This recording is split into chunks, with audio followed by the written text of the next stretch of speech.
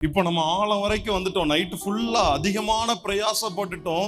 இப்போ கொஞ்சோண்டு கிடைத்தால் போதும், சில மீன்கள் கிடைத்தால் போதும், இல்லைன்னா சில கூடைகள் கிடைத்தால் போதும் என்பது அவனுடைய நினைவு. இந்த நினைவோடு அவன் உள்ளே போகிறான்.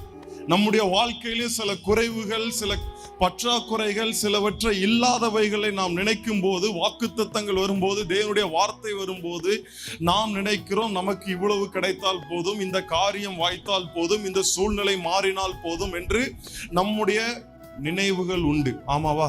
ஆனால் தேவனுடைய யோசனை என்னவென்று நாம் இந்த இடத்துல பார்க்கலாம். அவருடைய யோசனை திரளான மீன்களை கொடுப்பது. அவருடைய யோசனை திரளான மீன்கள், 2 படகு நிறைய மீன்கள், வலைகள் நிறைய மீன்கள். அதனாலதான் அவர் சொன்னார், வலைகளை போடு. ஆனால் பேதுரு போட்டது எண்ணத்தின்படி போடுகிறான் வலையை. அவருடைய நினைவுகள் நம்முடைய நினைவுகள் போல் அல்ல. நம்முடைய நினைவுகள் இந்த காரியம் வாய்த்தால் போதும், இது போதும், இது நமக்கு நடந்தால் போதும் என்று நம்முடைய நினைவுகள் நமக்கு சொல்லலாம், நாம் நினைத்து கொண்டிருக்கலாம். ஆனால் அவருடைய யோசனை அதற்கும் மேலானது. அவருடைய யோசனை அதற்கும் மேலானது. அவருடைய யோசனை திரளான ஆசீர்வாதங்களை உடையது.